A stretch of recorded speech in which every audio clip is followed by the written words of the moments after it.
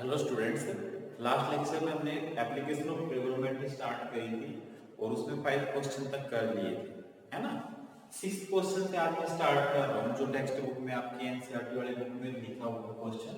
ये देखो, ए 1.5 metre tall boy is standing at some distance from a 30 metre tall building। कह रहा है कि एक 1.5 मीटर tall boy है, वो खड़ा है 30 मीटर की डिस्टेंस के ऊपर एक टाल बिल्डिंग है 30 मीटर की डिस्टेंस पे, ठीक है भाई। The angle of elevation from his eyes to the top of building increases from 30 degree to 60 degree. He walks toward the building, ठीक है भाई। As he walks toward the building, जैसे वो बिल्डिंग की तरफ जाता है, जैसे जैसे हम किसी चीज के नजदीक जाते जाते हैं तो जो एंगल ऑफ एलिवेशन है वो इंक्रीज होता चला जाता है। तो वो कह रहा है कि वो जो 30 डिग्री से 60 डिग्री इंक्रीज हो जाता है जैसे वो बिल्डिंग की तरफ जाता है। Find the distance he walked toward the building, building की तरफ जितनी उसने डिस्टेंस ट्रैवल करी वो फाइंड करनी है। तो ऐसे क्वेश्चंस के लिए हम सबसे पहले इसका एक रफ स्केच बना लेते थे, है ना। तो ये क्या कह रहा है, सबसे पहले 1.5 metre tall boy standing at some distance from a 30 metre tall building। तो ये मैंने मान लिया वेक्टर जो AB मान लेता हूं या PQ मान लेता हूं। लेट PQ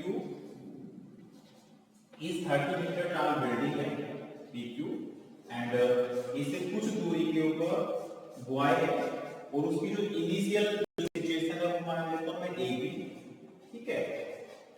AB जो उसकी है वो सिचुएशन इनिशियली है, तो एंगल ऑफ एलिवेशन है जो P का एंगल ऑफ एलिवेशन है A से वो 30 डिग्री का, ठीक है। कुछ देर के बाद में पहुंच गया, हमें मान लेता हूं उसकी जो पोजीशन होगी वो CD होगी और जो एंगल ऑफ एलिवेशन है वो 60 हो गया। यहां पे पॉइंट N मान लेता हूं ये 60 डिग्री हो गया और ये 30 डिग्री हो गया, ठीक है भाई। हमने ये डिस्टेंस कवर्ड फाइंड करनी है। यदि BD फाइंड करना है, चाहे हम ये कह सकते हैं कि BD फाइंड करना है, चाहे हम ये कह सकते हैं AC फाइंड करना है, ठीक है। क्लियर है? आप दोबारा से देखो, एक बिल्डिंग हमने मान ली वो 30 मीटर tall बिल्डिंग थी, तो हमने मान ली जो AB क्या वो 30 मीटर tall बिल्डिंग है, AB जो 1.5 मीटर tall हुआ है 1.5 मीटर tall हुआ है, ठीक है। तो अब देखो, जब ये 30 था टोटल, ये PQ 1.5 है, तो MQ भी AB 1.5 है तो MQ भी 1.5 होगा। टोटल 30 में से 1.5 जाएगा तो 28.5 बचेगा यहाँ पे। तो हम ये कह सकते हैं कि जो PM है वो 28.5 मीटर आ गया, 28.5 मीटर, ठीक है। इतना काम क्लियर है? अब देखो, मैं सबसे पहले ट्रायंगल PMA के अंदर AM की लेंथ फाइंड कर लेता हूं, AM की AC की डिस्टेंस फाइंड कर लेता हूं। फिर राइट एंगल ट्रायंगल PMC में CM की डिस्टेंस फाइंड कर लेता हूं, C और M के बीच की CM की लेंथ फाइंड कर लेता हूं। तो AM से अगर CM सब्ट्रैक्ट करता हूं तो मेरे पास डिस्टेंस कवर्ड बाय y आ जाएगी, ठीक है। सबसे पहले हम लिख लेते हैं, let PQ is 30 metre tall building, let PQ is 30 meter tall building and AB and CD, AB and CD are initial and final position हुआ है, ठीक है भाई। तो सबसे पहले मैं राइट एंगल ट्रायंगल PMA ले रहा हूं। So in right angle triangle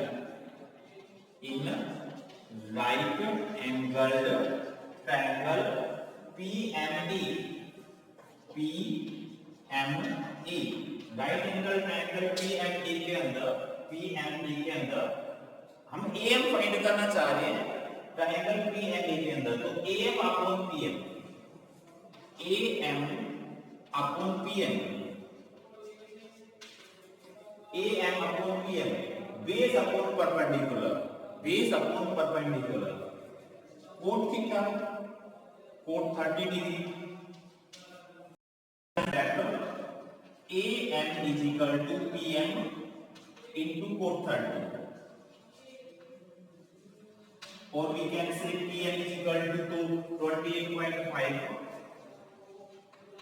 into cot 30 root 3, इतना मीटर आ गया। तो AM is equal to 28.5 into root 3 मीटर। ठीक है, अब हम बात करते हैं right angle triangle PMC। Now in right angle triangle,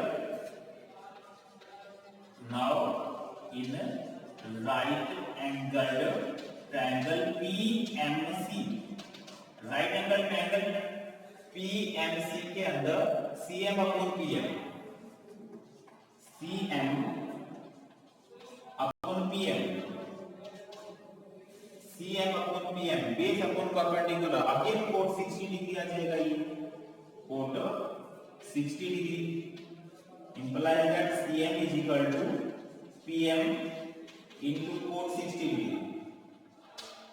तो PM आ गया हमारे पास 28.5 into cot 60 की वैल्यू 1/√3, ये इतना मीटर आ गया।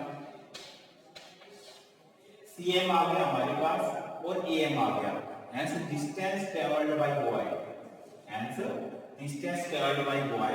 तो हम AM में से AN में से CM सब्ट्रैक्ट कर देंगे, hence distance traveled by boy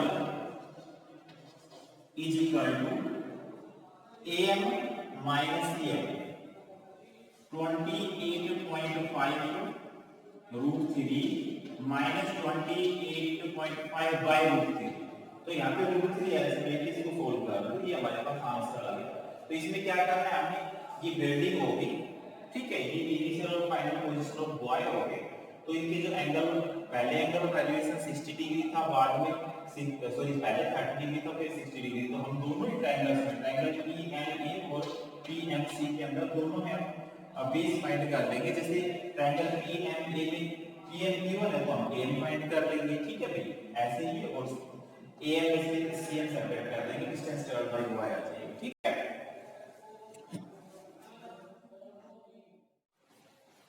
question number 9 है, the angle of elevation of the top of A building, the angle of elevation of top of building from the foot of the tower, from the foot of the tower is 30 degree and the angle of elevation of top of tower from the foot of the building is 60 degree।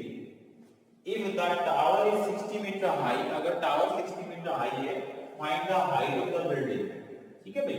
तो इसमें भी क्या करते हैं हम, मान लेते हैं PQ तो टावर है और जिसकी हाइट इसने दे दी 60 मीटर और कुछ डिस्टेंस पे हम मान लेते हैं बिल्डिंग, ठीक है। हमने मान ली ए की बिल्डिंग है और जो PQ है वो 60 मीटर हाइट टावर है, ठीक है भाई, जो PQ है वो 60 मीटर हाइट टावर है। अब ये क्या कह रहा है कि जो देखो, अब क्वेश्चन के अकॉर्डिंग चलते जाओ, the angle of elevation of top of building from the foot of the tower is 30 degree. जो ये एंगल है ये कितना है, 30 डिग्री।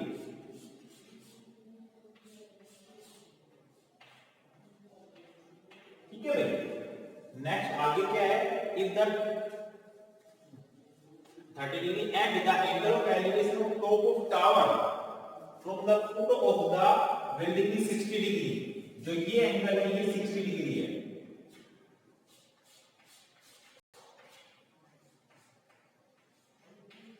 ठीक है भाई।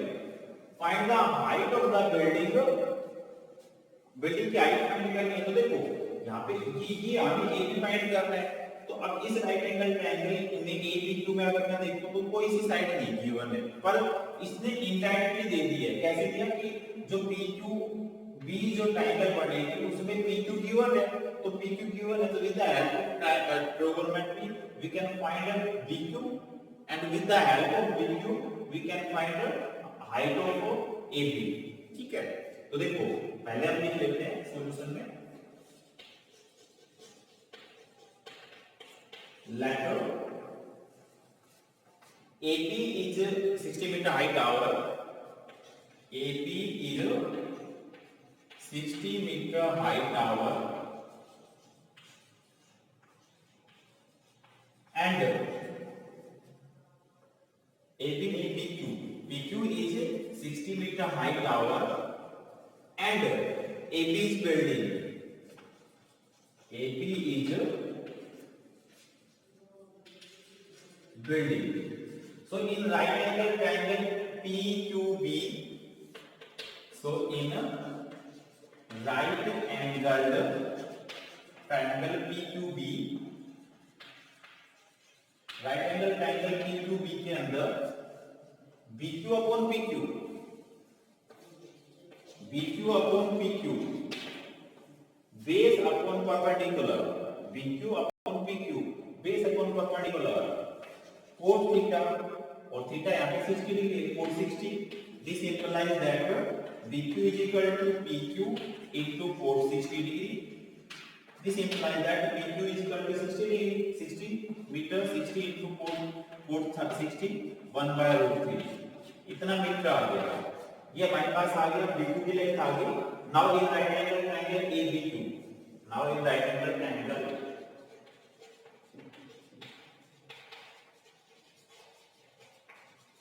ABQ, right angle triangle ABQ के अंदर AB upon BQ perpendicular upon base, AB upon BQ, AB upon BQ perpendicular upon base tan 30 degree.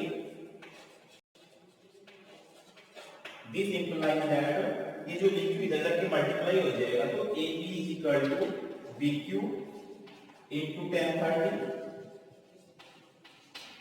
तो जो BQ की लेंथ है, BQ हमने इक्वेशन फर्स्ट से यहाँ पे फाइंड कर लिया है 60/√3, 60/√3 इनटू tan 30 की वैल्यू आ गई √3, तो 60/3 आ गया 20, दैट इज 20 मीटर.